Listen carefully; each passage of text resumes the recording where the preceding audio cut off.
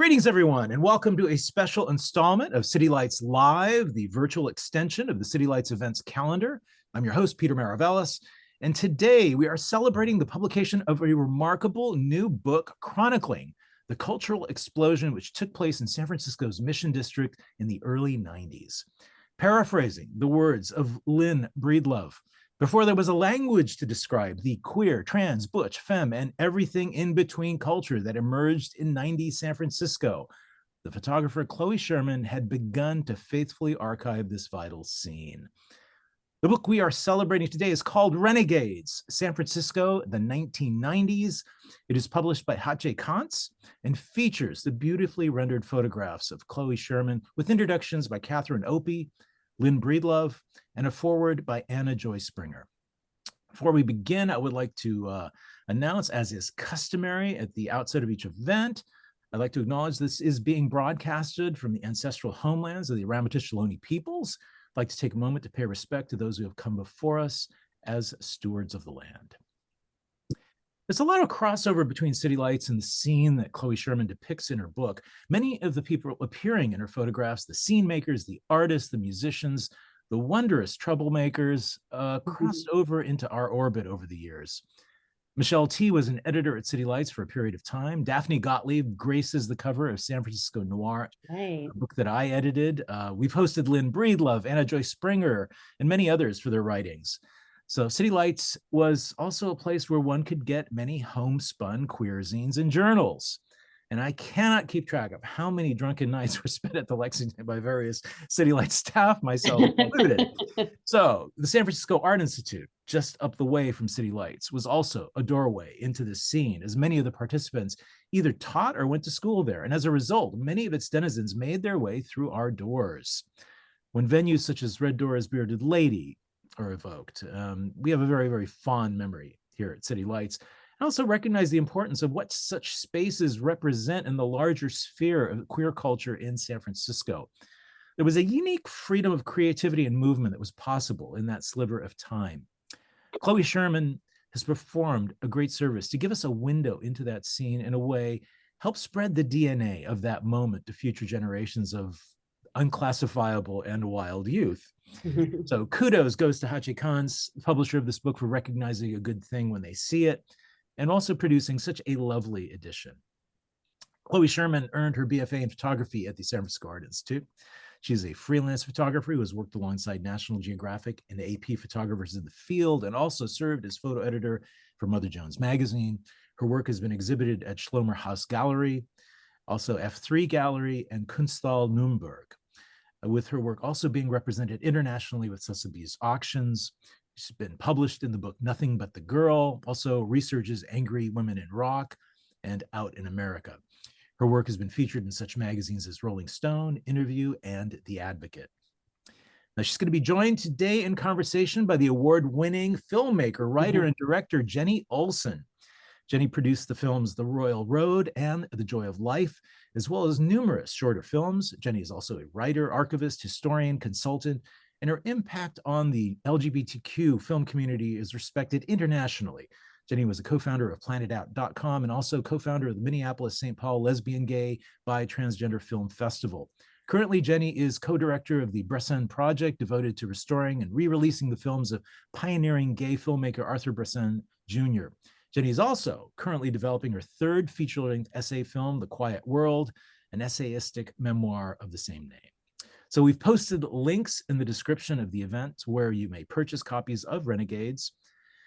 Such a pleasure to have the two of you with us today. Welcome to you both, and thank you for joining us. Welcome to City Lights. Thank you. Thank you. What a wonderful introduction, Peter. And Jenni, such a treat to meet here. We kind of barely managed to cross paths, but we've known each other for decades. Busy lives, though, so it's really wonderful that you made the time to come and have this conversation. I'm really looking forward to it. Thank you. Of course, it's an honor. Thank you, Peter, for the intro. And shall I take it from here? Okay. Yeah. Chloe, as you know, such a fan. Thanks, Jenni. God. Likewise, we've together, our whole community has done some really amazing archiving and art through the years, that really, I feel, spurred from our youth, as it were, in San Francisco. Yeah, yeah. Yeah. There's so much to talk about. So, and I was like, oh, let's see, like, well, Yeah. let's start with just a little bit of kind of, a slight chronology, or go chronologically a bit, because I want to hear a little bit about your, your origins, and like, I and the in the intro, Kathy Opie, which is so, it's such a great book. Let me just say that. I'm so excited for it to be out in the world and for people to see it. And but Kathy Opie like talks about in the intro how she encouraged you and to go to San Francisco Art Institute. And so I am curious just if you could talk a little bit about your origins in terms of, studying and the Art Institute. Yeah. So I moved to San Francisco. I came down to San Francisco, just quick nutshell how I even got here. Came to San Francisco for a weekend following the zine Mud Flap. Did you ever read Greta? I don't remember her last name. She had a zine called Mud Flap that was about a bike messenger. It was awesome. I got it at God knows what scrappy little bookstore in Portland, and I was obsessed with it. And Hothead Paisan. So the two of those, I was kind of seeking, like, where is this? How do I find this cartoon world in real life? And came to San Francisco one weekend. Went to interview with Linny at Lickety Split because I was bike messengering, thinking that would be, showed up ready for an interview. And Linny was like, this crazy warehouse south of Market or something, just insane, run on a shoestring. Just for everyone's reference, Lickety Split was Linny's bike messenger service in the all women's bike messenger service. So anyway, I went in. Linny was like, I don't know, yeah, come on, show up, bring your bike. Come next whenever you want, just show up in the morning. And and then probably it was Linny that mentioned go to the Bearded Lady, since Silas and Linny at the time were, in Tribe Aid, and it was a still somewhat small, but quickly growing community back then in the 90s, early 90s, 90, 91. Walked into the Bearded Lady, which had just opened its doors, probably within months, if even formally open yet. And, was like, I've arrived. This is amazing. So I moved down the next weekend. Wow, really? Wow. Yeah. I packed up. I'm like, this is obviously where I need to be, showing up to San Francisco. And that was that. So I met quickly everyone. Yeah.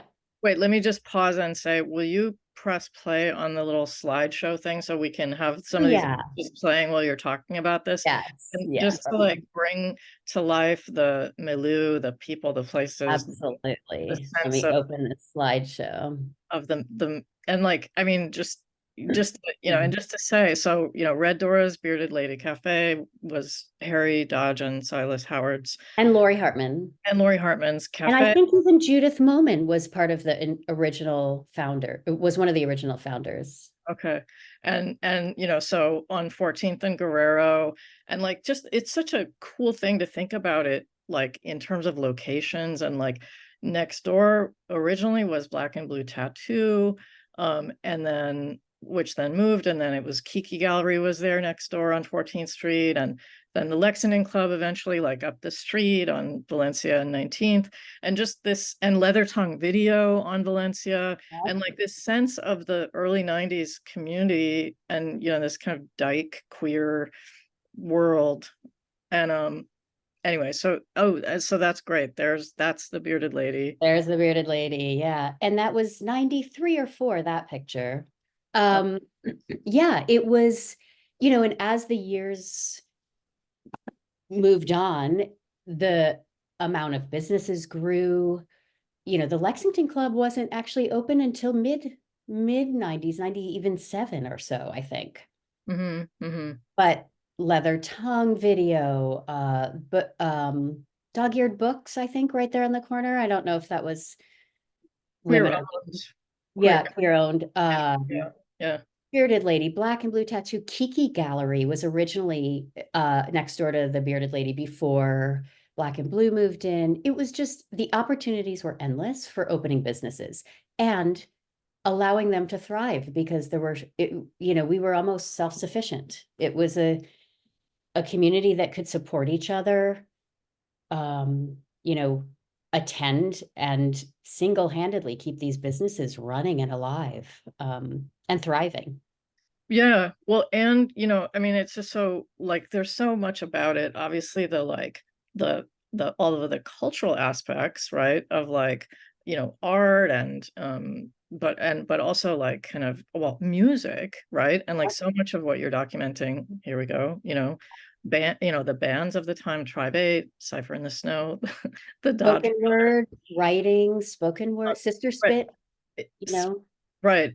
Chris Kovic, Sister Chris Sprit. Kovic started a reading night, like a spoken word night, or a almost reading. I don't know what she called it, but at the Bearded Lady, I Yeah. think before Sister Spit, and had a really wonderful like once a month evening Yeah. with everybody that we know now, or in their very early beginnings.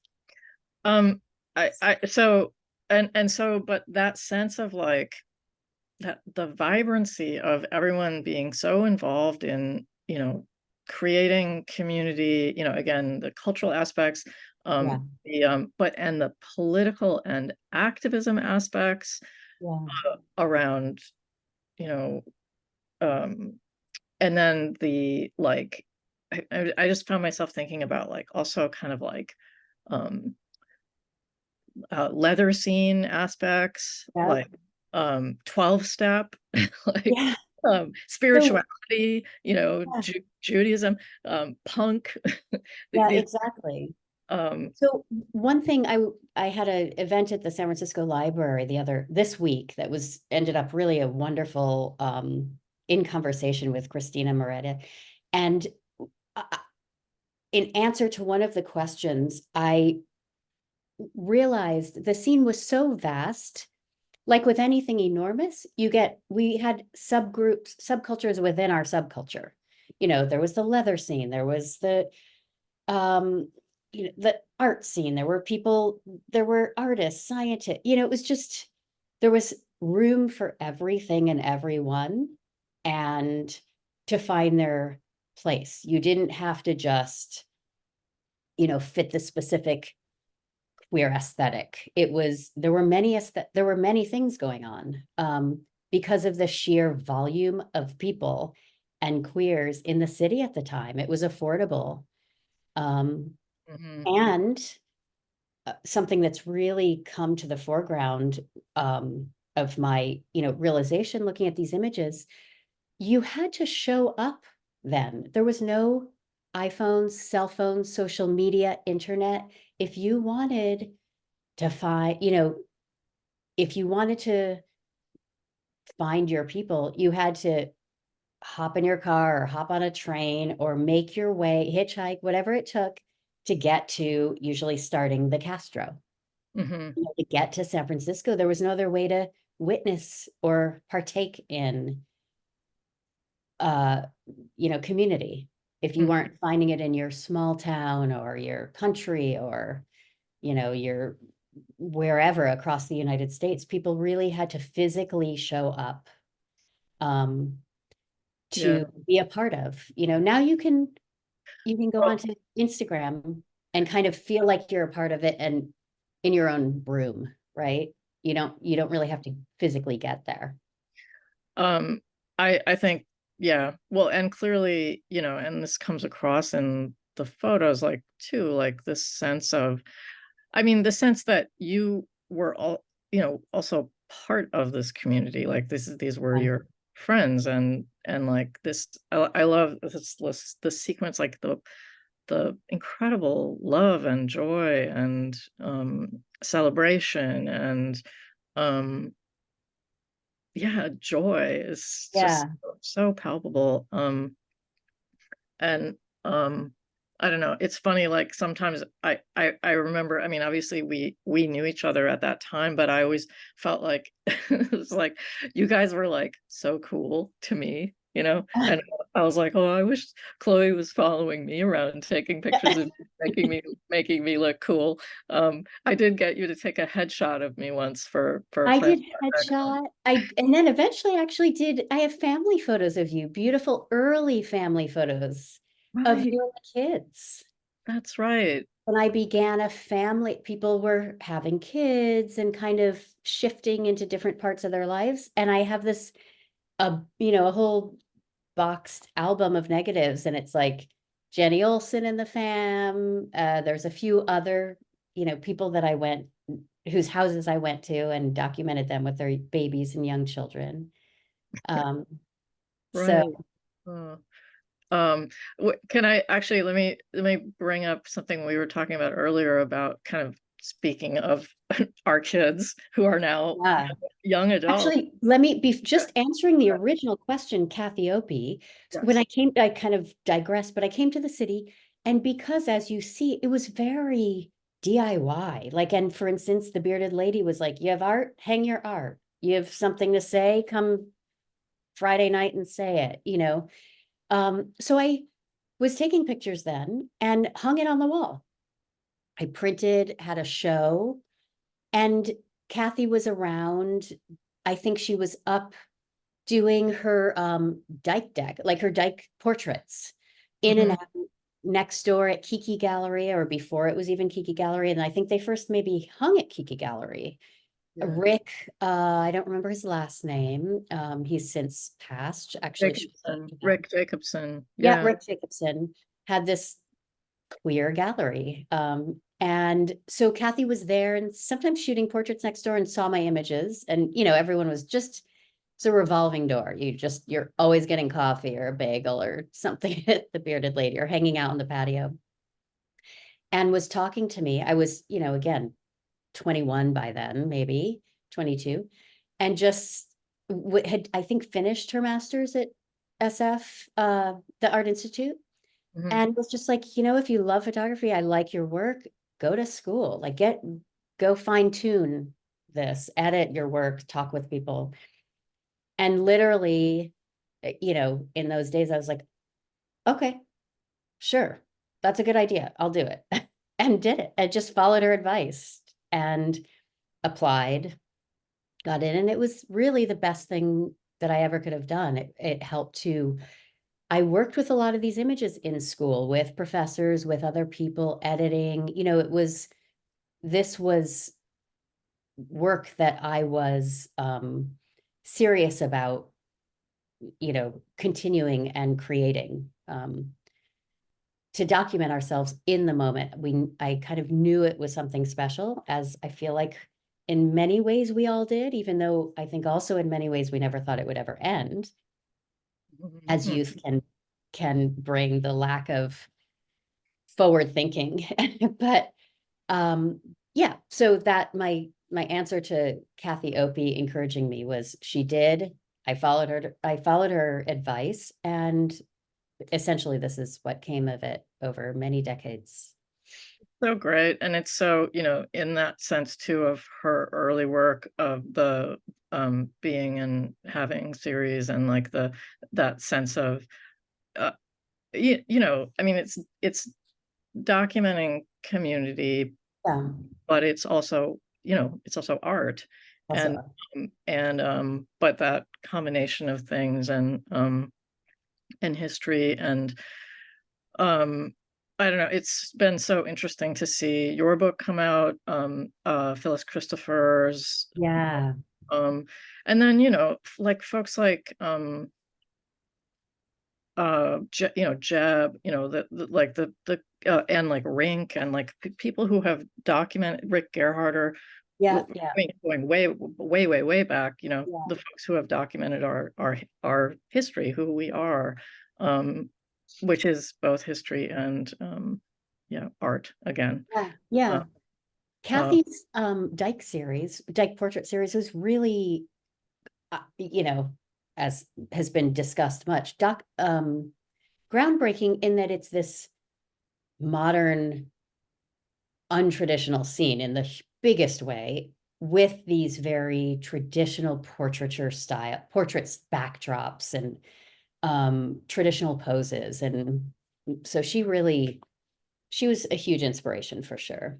But again, so many people doing so many really groundbreaking actions and making groundbreaking art, and being just, kind of swimming upstream against the norm as people, against the status quo. Yeah. Yeah, and which I think is also why it is so connecting so strongly with younger folks. Mhm. And like, so my kids, because I have your book here at the house, Oh, and nice. they were looking at it recently, and like, just like every single image, they're like, oh my God, oh my God, oh my God, I love that, I love that. Like, this is amazing. Um, That's so great. That's so fascinating to hear the reaction of it, really many generations, and not just the queer community. mm, Um, that's been kind of breathtaking, to be as well received across generations, and across, in the art world, in, my parents and their friends, our kids, queer kids, college kids, straight, Bay Area kids, New Yorkers. There's some common thread that has allowed people, that there's something I'm somehow in this book that has touched on people in different ways, or that has allowed people to kind of reckon back, whether it's to their own youth, the kind of freedom and joy, or to San Francisco, had they ever lived in San Francisco, or to use it as an access point for history, or even to see life before a digital age. Because before iPhones and before like quick access media, it took artists to really document every aspect of any aspect of life, right? Writers, poets, photographers, filmmakers. If we weren't making a concerted effort to capture our surroundings, no one was going to capture it. It wasn't casually, unintentionally captured or yeah. documented. Well, and documented in a, again, way as, art. Positively, or as art. Yeah. Both art and positively, and with that sense of intimacy of Yeah.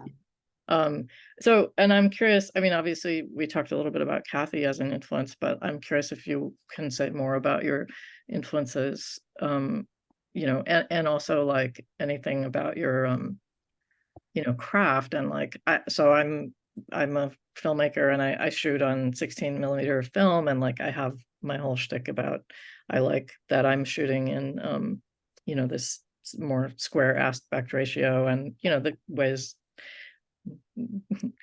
Like, what so some of my influences, so again, traditionally trained art school, of course I had, the all the traditional exposure to art and photography over, history, decades. And I was always drawn to documentary photographers, Dorothea Lange, Eugene Richards, Susan Meiselas, all beautiful, and drawn to fringe of society, and fascinated by kind of the underdog. I mean, in every aspect of my life, really, that I found that far more um,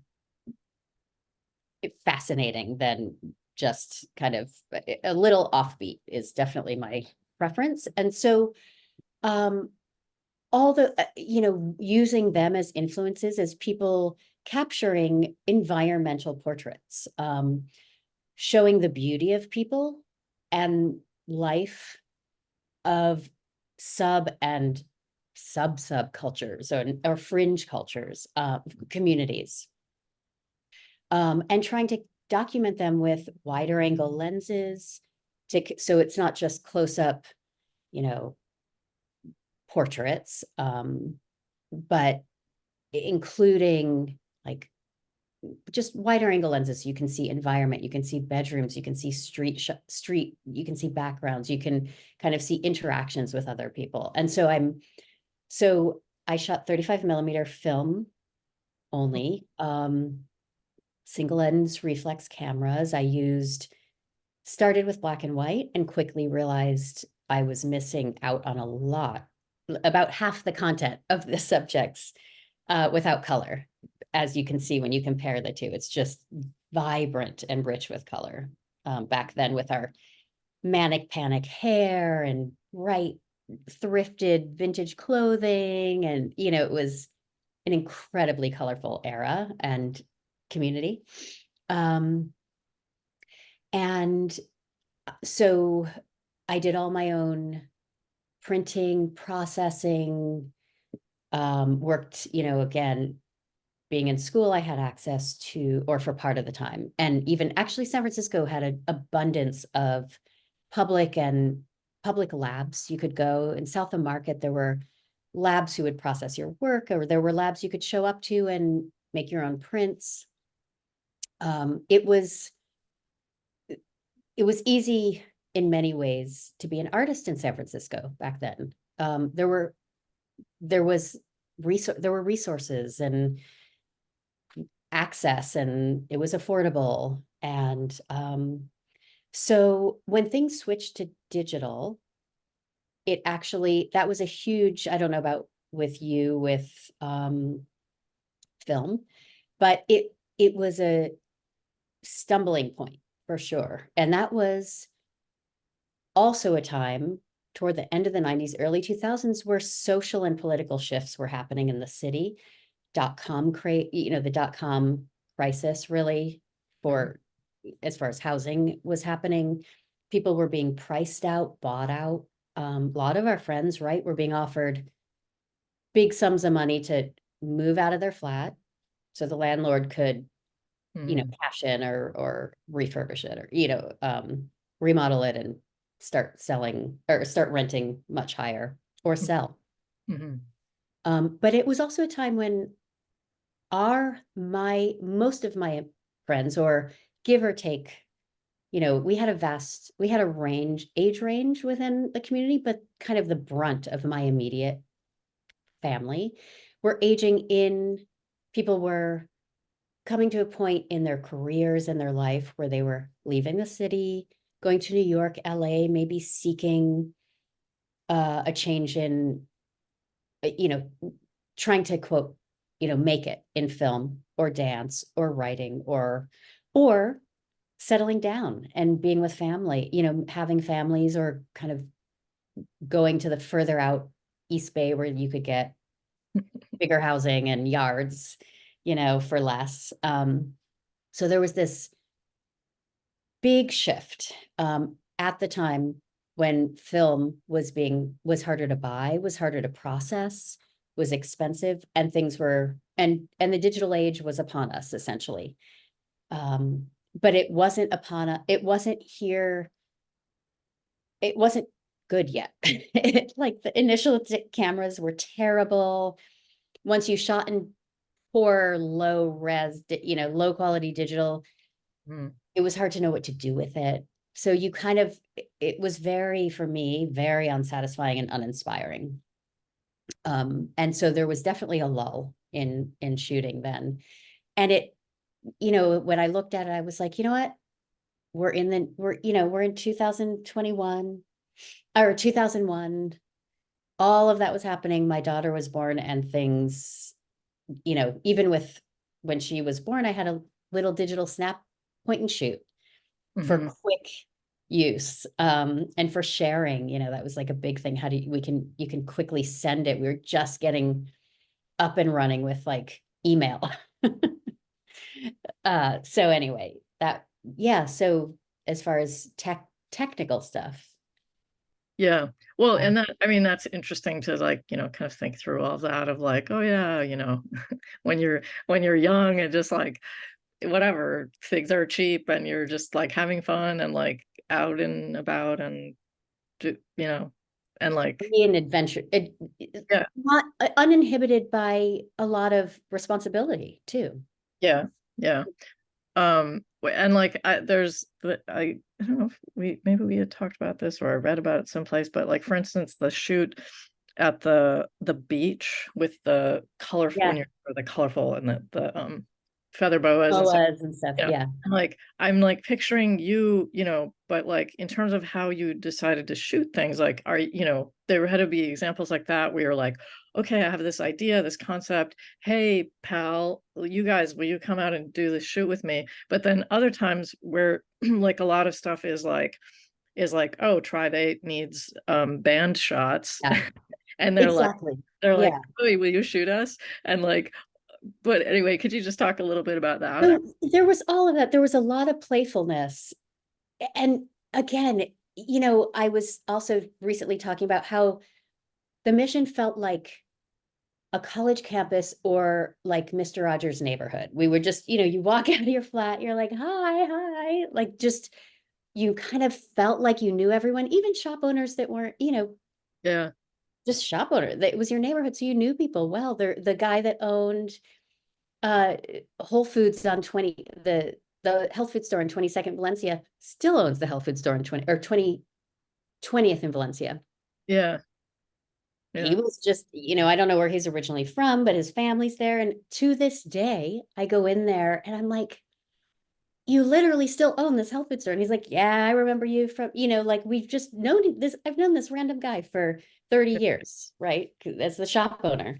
And I'm like, how's the kids? And they moved out to the burbs long ago, but he's like, my daughter, his daughter's a doctor now. It's just like, it was just kind of old school familiarity. But so you knew people, and all of us either all lived, piled in flats together or within blocks of each other. It felt like many of us. So you walk out and you just are like, what are we doing today? If it wasn't a day you were working or you weren't working till night, or you were working, there were a handful of places many people worked. Rainbow Grocery, the produce place down off what was then Army Street, Cesar Chavez, Veritable Vegetable, Oh yeah. Mordem Records. That was a big and a like Lusty Lady, even, there was kind of this, you knew someone already, so you kind of got in. I was working produce at Real Foods on 24th Street when it was Real Foods, when they existed. I don't know if they still do. So hours were flexible. You show up at the Bearded Lady, people just congregated places. In the mornings, it was congregate at the Bearded Lady. Yeah. And there was a phone, a corded phone. Right. There was a housing binder. Like people, if they had a sublet, would put it in, force their little scrap of paper into this housing binder, and you go sit there with your coffee and look through the housing binder like, oh, I need a sublet, or I'm trying to sublet for June, and you see this little scrap of paper saying, one bedroom available from August to September, something. And then you go over to the phone, you drop a quarter in, they had a collection, and you call the number and you're like, hi, it was just, sounds really oldie timey right now, actually. Yeah. So we would gather, and so the beach, I don't remember how the beach shoot, that Fort Funston shoot, came about. It was early, that was probably 92 or 3. And the other thing is, I'm like, I cannot believe I brought a camera to a windy beach. Like, I would never do that anymore. Like, how did that lens survive? I didn't care. I didn't worry about things, right? Like, everything was just kind of like, there was a lack of, I think, at age 21, 22, you don't stress about all the possible things that have happened in your life that you don't want to happen again, like the cost of fixing your lens, right? It's like, I'll just get sanded. What's going to go wrong at the beach with the camera? And it feels like, that energy is in there too, that the, like, I mean, that they're free. Again to say, like, I mean, the aesthetic, I don't know, I keep thinking about, particularly you as an artist and the aesthetic and how you create this quality that the images have of like a dynamism and this energy that, but what you're describing reflects that, of like, Yeah, yeah, a casualness and a freedom. So, but some of it, so who knows? I think we're at I'm going to imagine like a likely scenario is we met at the Bearded Lady, or we just were at the Bearded Lady and someone said, let's go to the beach.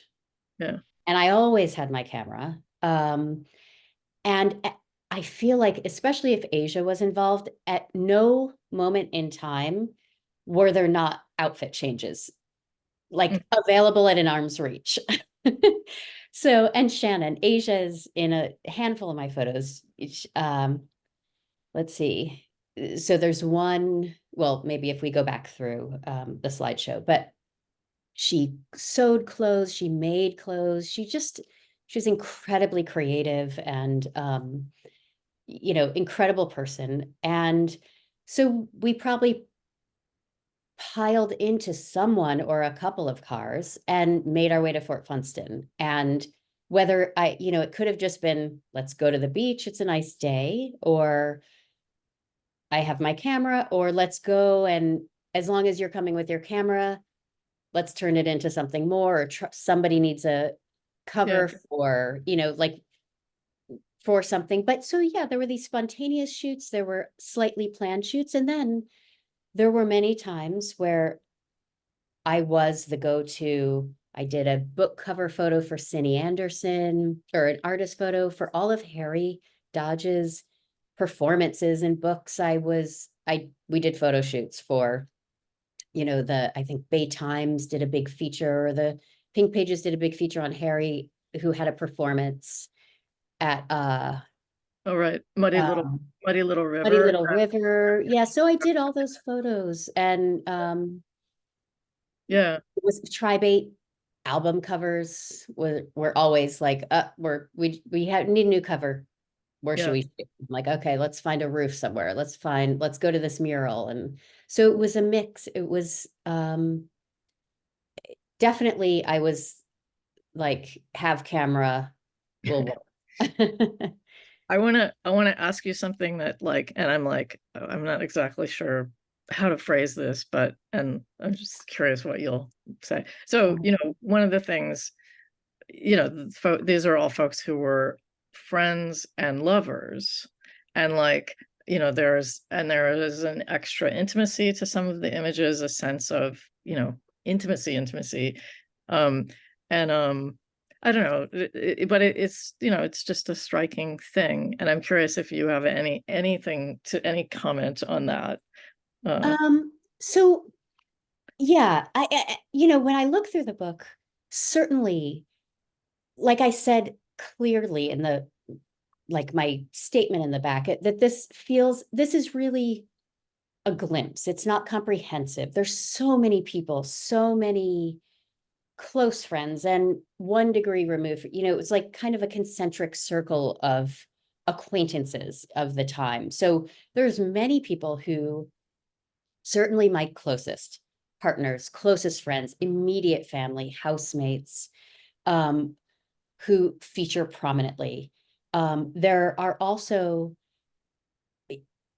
as I run into people now, or look back at photos that weren't chosen because I didn't, like my image, my edit. But looking back, there were so many people who, who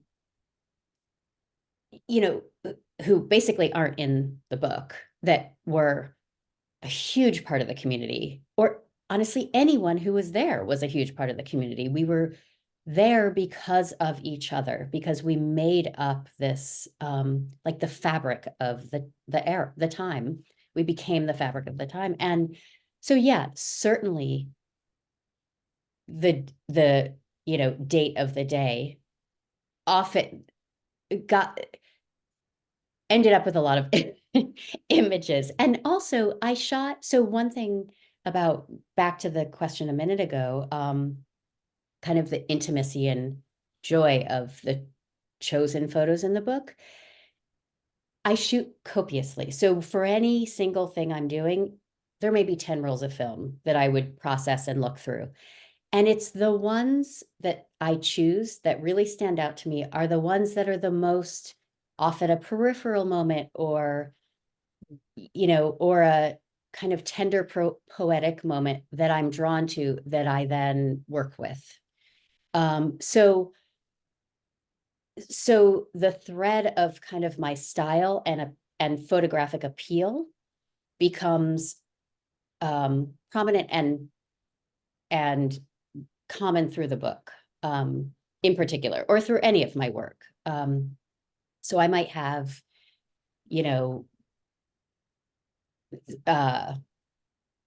like 50 photos of an evening or the last 24 hours or 48 hours of doing things. And really there's one from that time that gets pulled.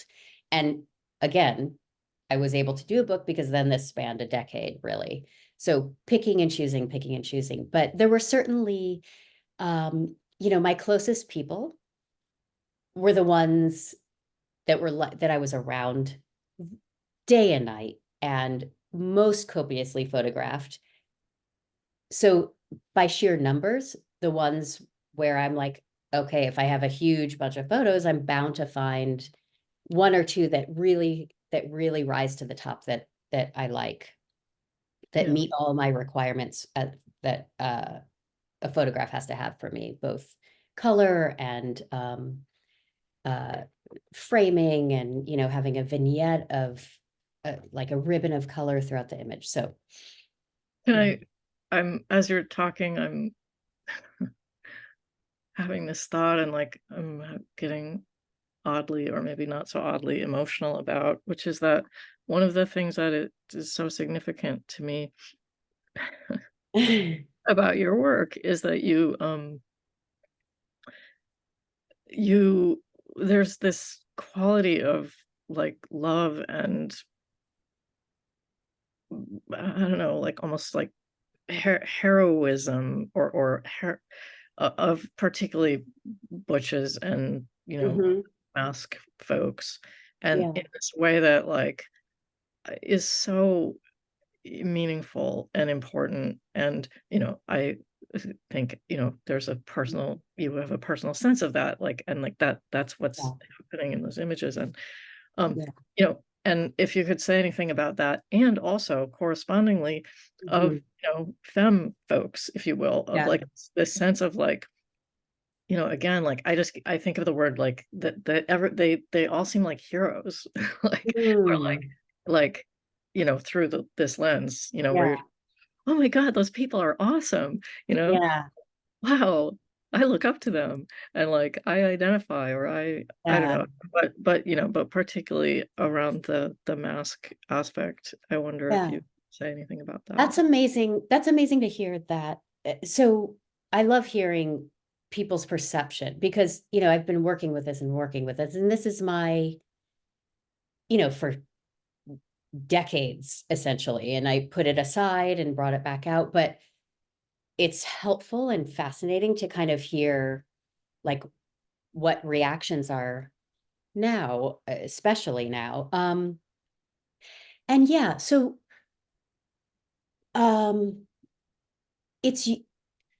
this is an era where these images could never be repeated, because for many reasons, but one hugely prominent kind of phenomenon and aesthetic and culture of the time was the butch femme aesthetic and choice. And it was, we were proudly, unapologetically just forging forward with these kind of extreme, almost straight emulating in some way, like the extreme gender roles, while being so radically neither. like the three-piece suits on butches and the, 50s dresses on femmes. And I, it was people were so, like, I found it so beautiful. And I think that it always felt important to me to expose, to somehow, almost like I've said, like a Trojan horse, like capture these people in a way, in the way that I see them, capture my community and my family in the way that I see them, and in a way, somehow translate that to be, accessible to people not in my immediate community. Yeah, that makes Whether sense. it's through some formal art techniques or making, I never, this kind of side note, but I would, even when I had a show, even in The Bearded Lady, I was very specific about presenting them formally. Mhm. Framing, matting, mounting, like it felt important to me to be respectful from beginning to end, in a way, to be formal from beginning to end with this very, in some ways, informal content. But yeah, so today, so it was a time before language, as Peter said earlier. It was a time before we had language for a lot of gender exploration or variation. We were inventing ourselves in a way that we wanted to live. And we would begin to call each other he, if that made sense. Mhm. But that was not ever accepted or beyond our immediate surroundings acknowledged. And so, yeah. Well, if I may, just Yeah. I mean, it's interesting that you bring up that example of, I mean, I'm having multiple thoughts at the same time, but particularly thinking about By Hook or by Crook, Yeah. and which I think you did you do Yeah. like shooting of I the, did film stills, and I yeah, worked with Samara Halprin for with like props, although Samara did really all of it, but I followed Samara around, like trying to learn their incredible craft of finding stuff. but you did the production stills for By Hook or by Crook, which Yeah. for Yeah. folks who aren't familiar is a Silas Howard and Harry Feature Dodge's film from which came out in 2001, but which was shot at the end of the 90s, and which is very much of this kind of milieu, and in which it's such an interesting thing. I was actually recently reading back the original press kit at the time, and so one of the central aspects of the film is that these characters who are butches, but refer to themselves with male pronouns Mm. in the context of the film in this way that was, really Novel. so ahead of Yeah. things at the time. And, and then of course, actually, Harry and Silas went on to transition Yeah. later. And, and just have always been these kind of gender pioneers, if you will. Yeah. And I think, I mean, it's interesting in terms of that period of time in history. Like, obviously, there, as we like to say, like around gender different people, we have always been here, and Yeah. we do stand on the shoulders of folks, and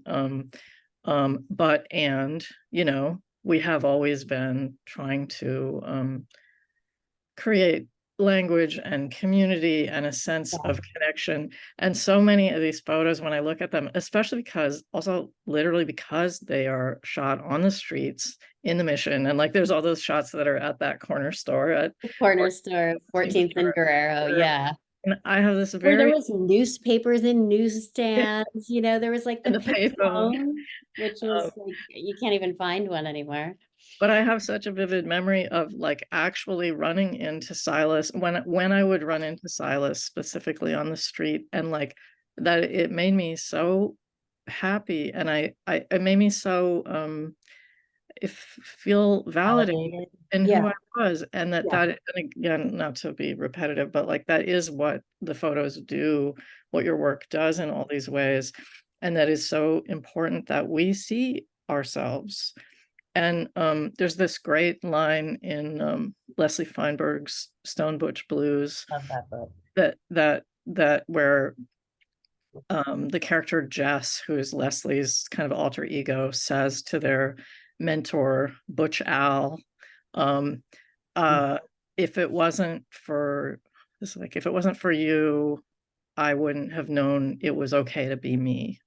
Mm. And like that, I think, and I just think that is like anyway, not to yeah, this is such an important aspect of your work for me Well, personally, and for the yeah. community in general, and not to get all grand about it, but like where we are right now, Yeah. you know, the just in vicious attacks on trans folks, and you know, Legislation and yeah, and it is just so important to be, you know, I'm just like, fuck that. We're like fucking heroes. yeah. Like, So yeah, I mean, so back to that,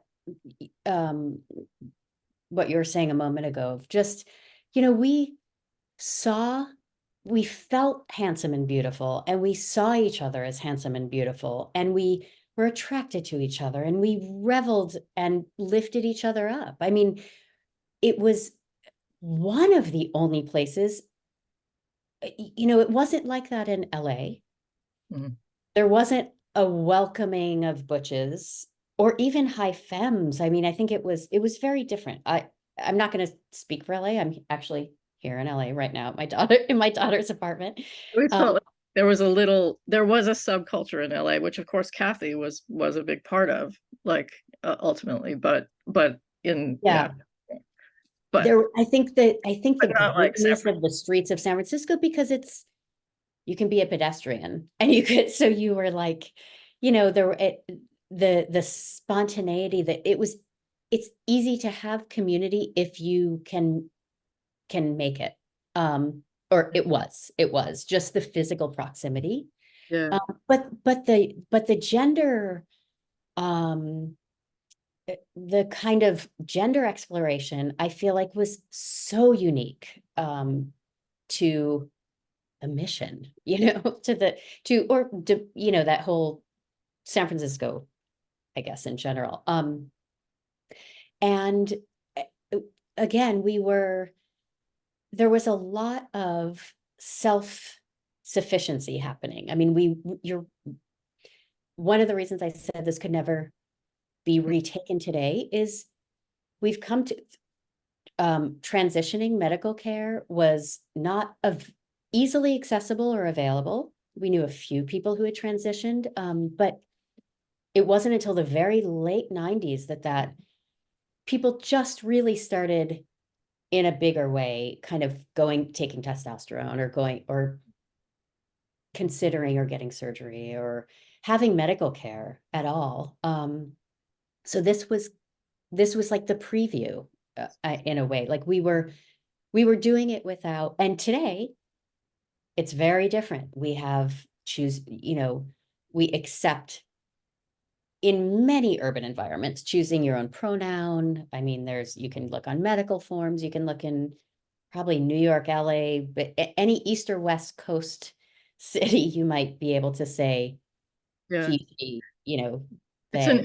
It is interesting to think about it like that, well, I mean, both things can be true, that like, I mean, yeah, it was obviously very different time, and we have come so far, and you know, we are also, it is such a Two steps forward, one step back, right? So here we are progressing, and legislation is like quickly trying to box in and oppress, retract basic rights. Right.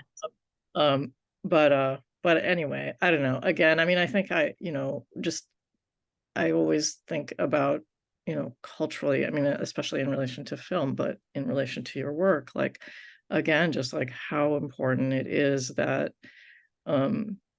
this is our culture, and And I don't know, I've been thinking a lot recently about, as we're having to spend so much of our time and energy as a community fighting all this hate.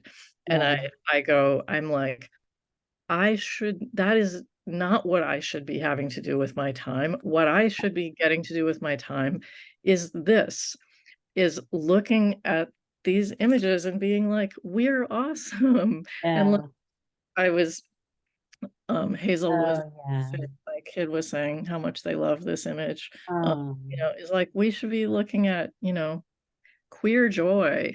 Yeah. and like just getting to like hang out with our friends and go to music and spoken word and galleries and be doing all the things that the folks are doing. I want to kind of try to start wrapping us up here. I'm curious if you could kind of well, two things. One, talk about some of the responses that you've gotten as like you did obviously the book is out, but you'd also done a show. Anyway, I'm curious if there's like any particularly meaningful responses that you've gotten, and then also kind of what's next. Good question. So in response to the wishing we could revel in queer joy is, that era during the book, we were deeply entrenched in fighting for everything, fighting for rights. There was no representation of queers, politics, media, Hollywood, no gay marriage, gays in the military, nothing. There was no representation. And so one of the things that created such a strong community was that, we were fighting against everything around us that was either oppressive or uninterested, at best uninterested. It is interesting. So it helped to create I think a strong bond. We needed ourselves and each other, and we needed to lift each other up and, be beautiful and creative and make art and, love each other in opposition and with no need for recognition or acknowledgement by anyone other than each other. And so one of the fascinating things, the response to the book, the response to shows that I've had both now in Germany, 2 shows in Germany and in San Francisco, is just been so moving. And I don't know if we were rolling yet earlier on our Zoom recording when we were mentioning how I've gotten response, which has been fascinating to me, across generations, across culture, across, queer, straight, young, old, Europe, US. I've had really moving messages, emails, Instagram messages from people saying, I feel so validated. I feel so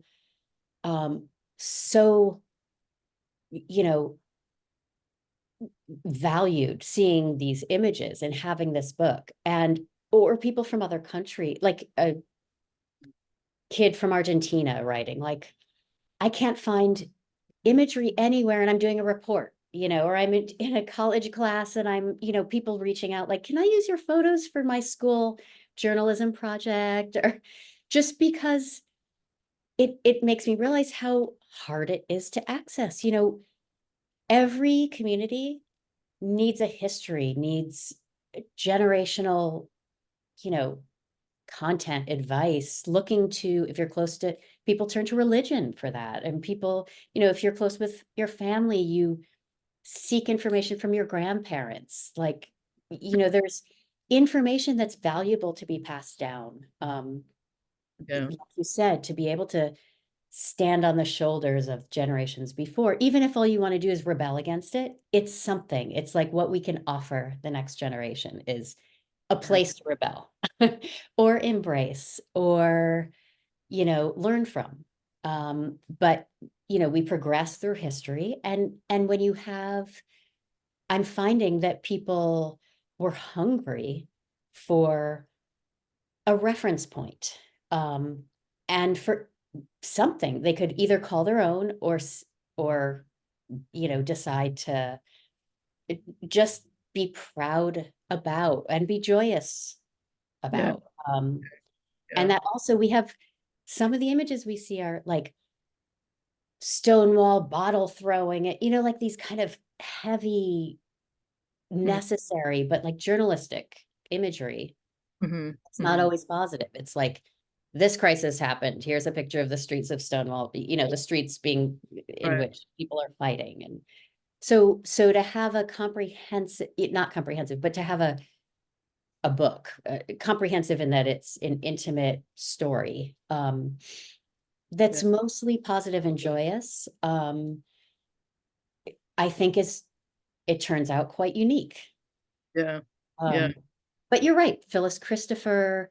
I mean, there's many photographers who are, have work from the era, but the response that I'm getting is so, again, just so moving. And anything, people from Ohio saying this, I never made it to San Francisco in the 90s, but I heard people who did, or once I visited, and it's just such a amazing memory during a time when I was coming out, or amazing series during a time when I was coming out that validates my youth, even while not being there. Or Right. It makes sense that people would, have a lot of different ways of connecting to it. And yeah. Well, I feel like we should wrap things up. I wanted to say, well, I mean, God, I'm so grateful to you for the book and for your work, all of your work, and want to encourage people to go buy the book from City Lights, Right, local bookstores, and go follow. So you are on Instagram. I'm on Instagram, Chloe D. Sherman, at Chloe D. Sherman. My website is Chloe Sherman Photography, with Instagram links as well. And I will, on my website, so I never answered, moving forward, I'm continuing working. A lot has kind of come out of this initial